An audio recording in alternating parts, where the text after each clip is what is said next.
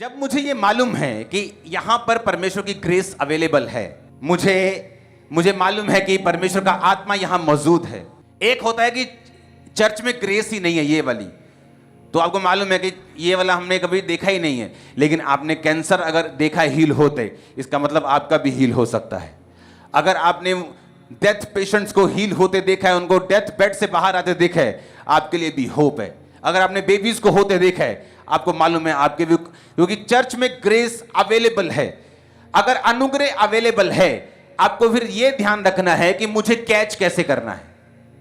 यीशु मसीह के पास deliverance available थी, लेकिन 3 चेले पतरस, याकूब और यूहन्ना उसको पूरी तरह से लागू कर पा रहे थे, और 9 चेले वो कंप्लीट तरह से नहीं कर पा रहे थे जो प्रभु यीशु मसीह कर पा रहे थे। जो 3 चेले कर पा रहे थे, वो बाकी 9 नहीं कर पा रहे थे। कारण परमेश्वर नहीं थे, कारण परमेश्वर नहीं थे।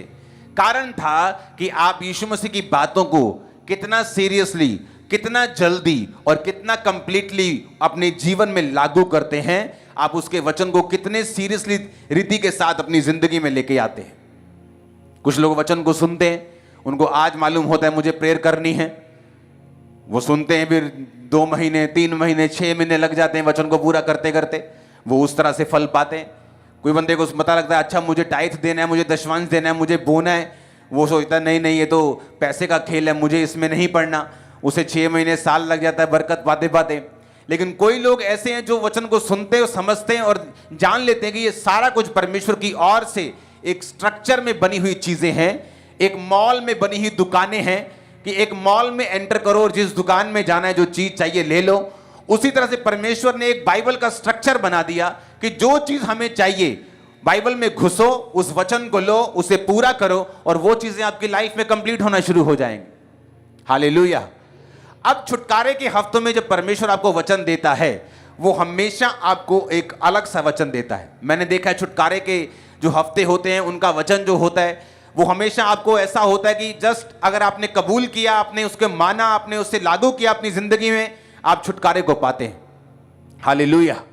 मैंने अपनी लाइफ में नोटिस किया है, वो लोग जो जीवित चर्च के मेंबर हैं, जल्दी छुटकारा पाते हैं अपनी लाइफ में, अपने फाइनेंस में, अपनी जिंदगी में, उन क्रिश्चियन से जो किसी भी जीवित चर्च का सेवकाई का हिस्सा नहीं है। बाइबल कहती, परमेश्वर ने कहा मैं अपने नाम के निमित्त तुझे छुड़ाऊंगा, मैं अपने नाम के कारण तुझे छुड़ाऊंगा। इसका मतलब क्या? जब आप एक जीवित चर्च का हिस्सा बनते हैं तो आप सिर्फ एक मेंबर नहीं हैं चर्च के, आप उस चर्च के इवेंजलिस्ट हैं, आप उस चर्च के सुसमाचार प्रचारक हैं, आप उस चर्च के सपोर्टर हैं, आप उस चर्च के प्रीचिंग करने वाले, उसको उसके बारे में बताने वाले लोग हैं। क्योंकि ये एक दर्शन है, ये मेरा दर्शन नहीं। आपका पैसा, चर्च का पैसा मेरा पैसा नहीं। मैं मैनेजर हूं। जैसे बैंक मैनेजर बैंक के पैसों का मालिक नहीं होता, लेकिन उसे मैनेज करता है। उसी तरह से जब हम एक दर्शन में जुड़ जाते हैं कि परमेश्वर ने मुझे दर्शन दिया कि अब ऐसा होगा, अब इस तरह से कलीसिया जो है पंजाब में स्टैब्लिश होगी, टेंट चर्च होगी, शुरुआत की, एक दर्शन हुआ, लोगों ने बरकत पाई, लोगों ने नशों को छोड़ा, लोगों ने, लाखों लोगों ने चंगाई को पाया, लोग सेव हुए, कई तो अब तक स्वर्ग भी चले गए होंगे, हां, प्रभु में सोकर। इससे क्या हुआ? मैंने बरकत पाई क्योंकि मैंने परमेश्वर के वचन को सुना, उसके दर्शन को समझा, उसको फॉलो किया। उससे मैं भी चंगा हुआ, मुझे बरकत भी मिली, मेरे पर्सनल बिजनेस को खुदावंद ने ब्लेस किया, मुझे अच्छा परिवार भी दिया, सब कुछ मेरे पास है। उसी तरह से आप लोग हैं।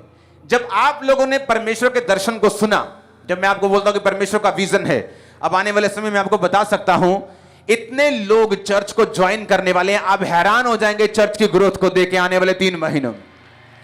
इतने रूहें बचने वाली, आप इमेजिन नहीं कर पाएंगे कि कहां बिठाएं उन लोगों को। हालेलुया। अब आपको ये दर्शन मालूम है। अब क्या होता है जब एक विश्वासी को पता चलता है कि ये मेरा चर्च है। मैं आपको ऐसे विश्वासी दिखा सकता हूं जो सारे पास्टर्स को सुनते हैं लेकिन अपनी जिंदगी में कहीं नहीं पहुंचते, हमेशा कंफ्यूज रहते हैं, अपनी कॉलिंग को कभी नहीं पा पाते, अपनी बरकत को और मसे को कभी नहीं पा पाते। कभी वो इस मसे में होते हैं, कभी उसको कॉपी कर रहे होते हैं, कभी तीसरे को कॉपी कर रहे होते हैं। 7, 8, 10 हफ्तों में वापस अपने आप पे आ जाते हैं। लेकिन अगर आपको मालूम होता है जिस तरह बाप एक है, परमेश्वर एक है, मेंटर भी एक है, चर्च भी एक है। क्यों? क्योंकि जब आप उस चर्च का फिर हिस्सा बनते हैं, आप उस दर्शन को अपना दर्शन समझने लगते हैं। जब उस दर्शन को आप अपना दर्शन समझने लगते हैं, आप उसके लिए प्रेयर भी करते हैं, आप उसके लिए बोते भी हैं। क्योंकि जिस व्यक्ति को आप अपना मेंटर मानते हैं, आप अपना फादर मानते हैं, जिस चर्च के लिए आप प्रेयर करते हैं, जिस चर्च से आपने बरकत पाई है, आप उसी चर्च में बोते हैं। किस चर्च में आपको बोना चाहिए? जिस चर्च से आप स्पिरिचुअली बरकत को पाते हैं और वचनों को सुनते हैं। और जब आप उस दर्शन में शामिल हो जाते हैं, वो सेम डिलीवरेंस जो आपके स्पिरिचुअल फादर मेंटर ने पाई, वो आपकी लाइफ में एंटर होना शुरू हो जाती है। क्योंकि परमेश्वर ने कहा, मैं अपने नाम के निमित्त तुझे छुड़ाऊंगा। यानी अगर मैं जब तुझे छुड़ाऊंगा तो इसलिए छुड़ाऊंगा कि तू मेरे नाम के निमित्त, मेरे नाम के लिए, मेरे दर्शन के लिए, मेरे राज्य के लिए तू काम कर रहा है। इसलिए नहीं तो कि तू चर्च का मेंबर है। चर्च का मेंबर बनना तो शुरुआत थी किस चीज की? कि परमेश्वर ने इस विजन को, इस दर्शन, चर्च को क्या दर्शन दिया है? वो रूहें बचाने का, वो ब्रांचेस ओपन करने का, खुदावंद के काम को लेके जाने का। फिर आप क्या करते हैं? फिर आप चर्च में आते हैं। अगर आप बीमार हैं, आप हील होते हैं। किस लिए? ताकि आप उस दर्शन में शामिल हो सकें। आप गरीब हैं, परमेश्वर आपको फाइनेंशियली ब्लेस करता है। किस लिए? आप उस दर्शन में शामिल हो सकें। परमेश्वर आपके परिवार को सेट करता है। किस लिए? ताकि आप फालतू झमेलों से फ्री होकर उस दर्शन में शरेआम ताकत से, बरकत से, पैसों से, दिमाग से, दिल से, स्पिरिट से चल सकें। और जो बाकी छुटकारा परमेश्वर ने आपका करना है, आप उस छुटकारे को भी हासिल कर सकें। कितने मेरी बातों को समझ रहे हैं? ये आपका मकसद है चर्च में आने का। ये आपका मकसद है जीवित चर्च के साथ जुड़ने का। हालेलुया। एक व्यक्ति कभी भी 5 जीवित चर्चों के साथ नहीं जुड़ सकता, क्योंकि परमेश्वर ने आपको एक विजन दिया है। उस विजन के हिसाब से फिर आप चलते हैं। आपके आसपास 5 सुंदर लड़कियां हैं, तो आप 5 से शादी नहीं कर सकते।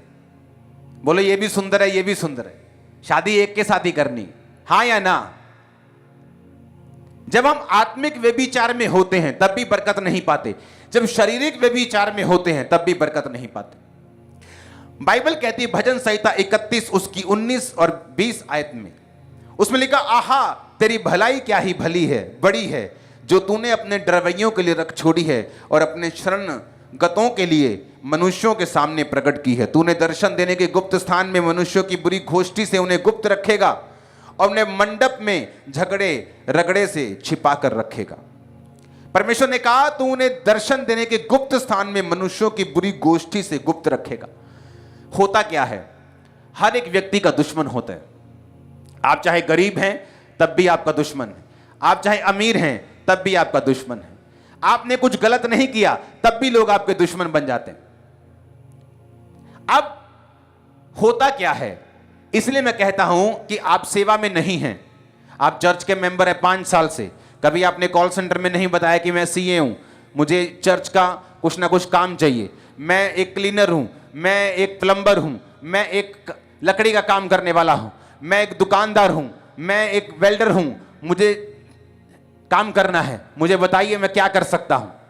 कारण क्या? चर्च को जरूरत नहीं। रीजन क्या है? रीजन यह है कि जब परमेश्वर आपको क्यों सुरक्षित रखता है? आपकी गाड़ी की इंश्योरेंस होती है, हां या ना? इसका मतलब क्या? आप नेगेटिव लोग हैं, आपको लगता है आपकी गाड़ी का एक्सीडेंट होगा इसलिए आपने इंश्योरेंस करवाई। जिसको ये यकीन है कि मेरा एक्सीडेंट नहीं होगा वो इंश्योरेंस क्यों करवाएगा? लेकिन फिर भी आपने इंश्योरेंस को करवाई। मेरी गाड़ियों की भी शायद इंश्योरेंस हुई होगी, मुझे मालूम नहीं, लेकिन हुई होगी, उनकी भी इंश्योरेंस होगी जरूर। कारण क्या? ये रूल है, ये लॉ है कि आपको इंश्योरेंस करवानी है। इंश्योरेंस कराने से जब गाड़ी का एक्सीडेंट होता है तो अगर उसका बम्पर टूट गया तो वो 5,000, 10,000, 20,000 का खर्चा इंश्योरेंस कंपनी आपको देती है। उसी तरह से जो लोग सेवा करते हैं वो इंश्योरेंस पाए हुए विश्वासी हैं।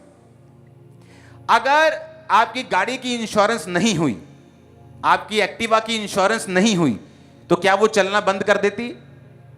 बोलो हां, चलती है फिर भी? पेट्रोल डालते तो पीती है कि नहीं पीती? सर्विस होती है कि नहीं होती? जहां जाना चाहो जाती है कि नहीं जाती? लाइटें बंद तो नहीं होती? ब्रेक चलती है ना? सारा कुछ उसी तरह से चलता है, सारा कुछ वैसे काम करता है जब इंश्योरेंस नहीं होती। लेकिन एक दिन जब वो गाड़ी थोड़ी ठुकती है, तब फर्क लगता है कि अब ये रिपेयर नहीं होगी, मुझे अपना पैसा लगाना पड़ेगा। एक विश्वासी जो सेवा में नहीं है, जो पंफलेट बांटने नहीं जाता, जो चर्च में बोने में नहीं, जो चर्च में प्रार्थना में नहीं, जो अपने अगुओं के लिए प्रेयर नहीं करता, जो चर्च में अब दूसरे मेंबर्स को लेके नहीं आता, दूसरे लोगों को चर्च के बारे में, यीशु मसीह के बारे में नहीं बताता, वो बिना इंश्योरेंस पाए हुए विश्वासी हैं। चलने तो 10 साल चलते रहें, 12 साल 15 साल चलते रहें, लेकिन एक एक्सीडेंट उनकी सारी सिचुएशन को चेंज कर देता है।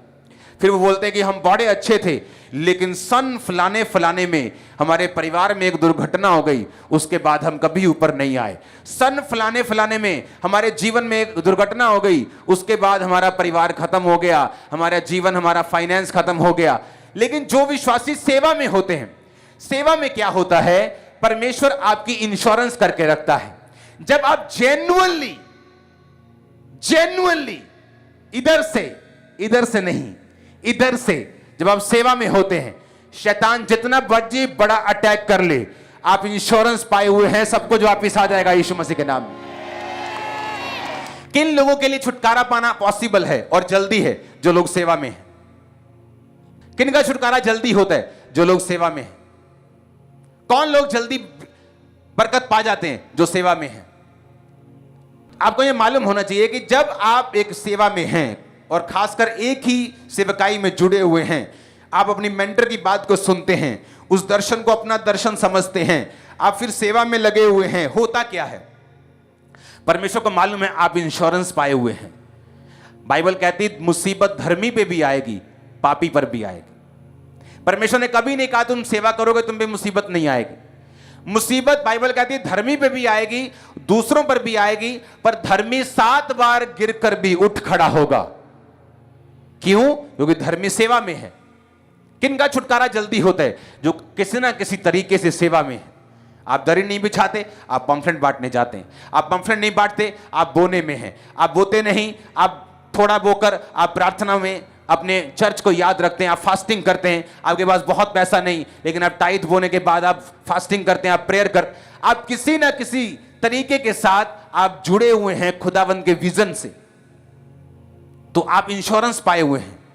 एक विश्वासी जिसकी इंश्योरेंस नहीं हुई, वो भी दूसरे विश्वासी की तरह चल सकता है। हो सकता है 10 साल चले, कोई एक्सीडेंट ना हो, 12 साल चले, 15 साल चले, लेकिन वो एक दिन उसकी लाइफ को बदल के रख देता है। इसीलिए आपने बहुत सी मुसीबतें देखी होंगी विश्वासी लोगों पे आती हुई, पास्टर्स पे आती हुई, लेकिन आप फिर देखते पास्टर्स उठ खड़े होते हैं, फिर देखते फिर से वो बन गए, फिर से और स्ट्रांग हो गए और दृढ़ हो गए, क्योंकि ये बाइबल का वचन है। अगर आप सेवकाई में हैं, आप इंश्योरेंस पाए हुए हैं। इसमें क्यों कहा परमेश्वर ने? तू अपने दर्शन देने के गुप्त स्थान में मनुष्यों की बुरी गोष्ठी से उन्हें गुप्त रखेगा। ये कहां है गुप्त स्थान? किस गुप्त स्थान की परमेश्वर बात कर रहा है?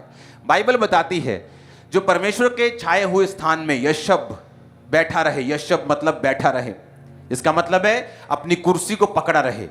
विश्वासी की कुर्सी, पास्टर की कुर्सी, वॉलंटियर की कुर्सी, खुदा ने कोई काम दिया, उस काम को कहते हैं बैठे रहना।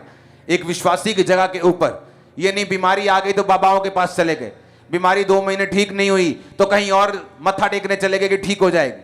वो विश्वासियों की परमेश्वर बात है जो बैठा रहेगा, जो हिलेगा नहीं, जो अपने स्थान को छोड़ेगा नहीं। परमेश्वर कहता है कि मैं उनको इंसानों की बुरी गोष्ठी से, गोष्ठी मतलब जो राजाओं के खिलाफ करते थे, उनको राज्य उनको मारने के लिए, ताकि इनका राज्य छीन लिया जाए। परमेश्वर कहता है तुम्हारे दुश्मनों की बुरी चालों से मैं तुम्हें बचा के रखूंगा, अगर तुम सेवा में हो तो। क्योंकि सेवा यानी गुप्त स्थान। कौन सा गुप्त स्थान है? कौन सा स्थान ऐसा है जिस स्थान जो बड़ा मिस्टीरियस है, जो समझ नहीं आता? जो व्यक्ति जेन्युइनली सेवा में है वो सीक्रेट प्लेस में है। आपको डिस्ट्रॉय करना मुश्किल नहीं, इम्पॉसिबल है। यीशु के नाम में इम्पॉसिबल। मैं कह रहा हूं मुश्किल नहीं आपको खत्म करना, डिस्ट्रॉय करना। मैं कह रहा हूं इम्पॉसिबल है। क्यों? क्योंकि आप वहां नहीं रहते जहां आप दिख रहे हैं, आप खुदावंद के सीक्रेट प्लेस के अंदर हैं। जहां लोगों को दिखता है तुम खामरा में रहते हो, पर उनको यह नहीं मालूम हम खामरा में नहीं रहते, हम कहीं और रहते। आप अपने गांव से नहीं आए हो, आप कहीं और से आए हो, क्योंकि परमेश्वर ने कहा मैं उस गुप्त स्थान में तुझे बैठाऊंगा और बुरी गोष्ठी से, चालों से, कॉन्स्पिरेंसीज, साजिशें, प्लानिंग्स, प्लॉटिंग्स, मैं तुम्हें बचा के रखूंगा। हालेलुया। उसने कहा वो अपने मंडप में उन्हें रगड़े झगड़े से बचा के रखे। कौन सा मंडप? अपनी प्रेजेंस में। कौन से विश्वासी? जो प्रार्थना में रहते हैं। 19 में लिखा तेरी भलाई क्या ही बढ़ी है जो अपने डरवैयों के लिए, जो डरते हैं खुदा से, जो पाप करने से डरते हैं, चोरी करने से डरते हैं। आज आपके पास कोई किराए का घर है, उसका मकान मालिक मर गया, उसके बच्चे घर वापस लेना चाहते हैं, आप देना नहीं चाहते क्योंकि आप खुदा से डरते नहीं। जिस तरह आपने कब्जा किया है, आपकी चीजों पर भी कब्जा कर लिया जाएगा। जिस तरह आपने लोगों के साथ किया है, उसी तरह आपके साथ किया जाएगा। जिस तरह आपने पैसा चुराया है, आपकी लाइफ से भी कोई चीजें चुराई जाएंगी जिन्हें आप रोक नहीं पाएंगे। इसीलिए लोगों का छुटकारा नहीं होता। उसने कहा तूने अपने शरणागतों के लिए मनुष्यों के सामने प्रकट की हैं क्या? भलाई को। जो खुदावंद के शरणागत हैं, जो खुदावंद की शरण में आ चुके हैं, जो खुदावंद से कहते प्रभु तेरा विजन मेरा विजन, तेरा काम मेरा काम है। परमेश्वर कहता है जो ऐसे लोग हैं, मैं अपनी भलाई को जो उनकी जिंदगी में करूंगा, मनुष्यों के सामने प्रकट करूंगा, तुम्हारे रिश्तेदारों के सामने प्रकट करूंगा, तुम्हारे मोहल्ले के सामने प्रकट करूंगा, तुम्हारे दोस्तों के सामने प्रकट करूंगा। Hallelujah, hallelujah. मेरे एक दोस्त थे, मेरी बात हो रही थी बहुत सालों के बाद, मेरा कॉलेज फ्रेंड है। जब मैंने देखा वो कनाडा से, अभी कनाडा चला गया थोड़े साल पहले, क्योंकि जब मैं कॉलेज में गया मैं सिर्फ 14 साल का था। 14 साल का था जब मैं कॉलेज चला गया था। मुझे पेपर नहीं देने दे रहे थे 8वीं 10वीं वाले, बोलते थे तू छोटा बहुत है, लेकिन मेरा माइंड वो तेज था, मैं क्लासेस जंप कर कर के आगे चला गया था, तो वो पेपर नहीं देने दे रहे। तो 14 साल की उम्र में, इमेजिन करो 14 साल, तो जब मैं कॉलेज में गया तो लोग मुझे छेड़ते थे कि क्या दूध पीना है, क्या पीना है, मतलब छेड़ते थे, रैगिंग करते थे मेरी। बिल्कुल छोटा कद मेरा, बिल्कुल ऐसा लगता कि एक बच्चा स्कूल से कहीं भटक के कॉलेज में चला गया। तो जब उसने मुझे मैसेज फोन किया, उसने कहा मैं सबसे ज्यादा अगर हमारे कॉलेज में किसी की बात होती है तो तेरी होती, कि जितना बदलाव तेरी लाइफ में आया उतना किसी की लाइफ में हमने नहीं देखा। हालेलुया। उनको मालूम था मैं नशे करता, उनको मालूम है हम सब गलत कामों में थे। हाँ, और मेरा कद जस्ट 5 फुट 4-5 इंच होगा। उन्होंने कहा अब तेरा कद कितना है? मैंने कहा मेरा कद 6 फुट 2-3 इंच, पता नहीं कितना है। अमिताभ बच्चन जितना है उससे ज्यादा हो सकता है 1-8 इंच, लेकिन इतना हो गया। हालेलुया। और ये कैसे हुआ? मैं कहा मुझे मालूम नहीं। और कब बढ़ा? जब मैं परमेश्वर में आया। लोगों का कद बढ़ता है 19 साल 20 साल तक, मेरा बढ़ा परमेश्वर में आने के बाद 20-22 साल के बाद। सारा कुछ खुदा ने, इसलिए मैंने सॉन्ग गाया ना, मेरा अपना तो, गाना जरा, मेरा अपना तो कुछ भी नहीं, मेरा अपना तो कुछ भी नहीं, मेरे रग रग में ना उसका लिखा, इज्जत खुदा बंदे है।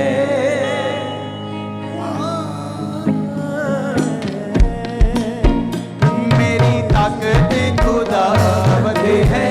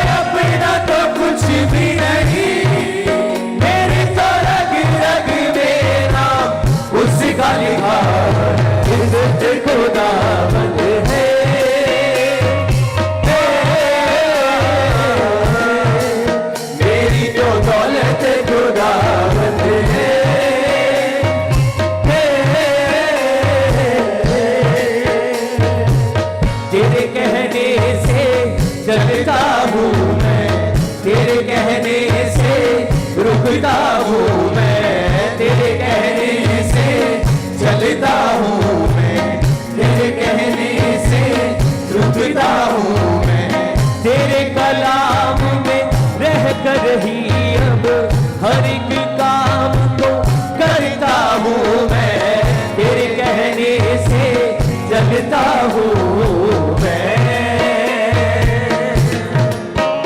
मुझे खौफ किसी का नहीं,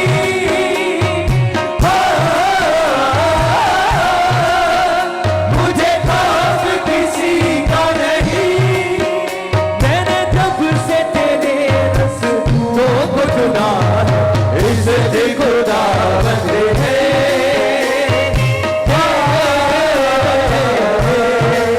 मेरी तो दौलत खुदावंद है। ऊंची आवाज में हालेलुया।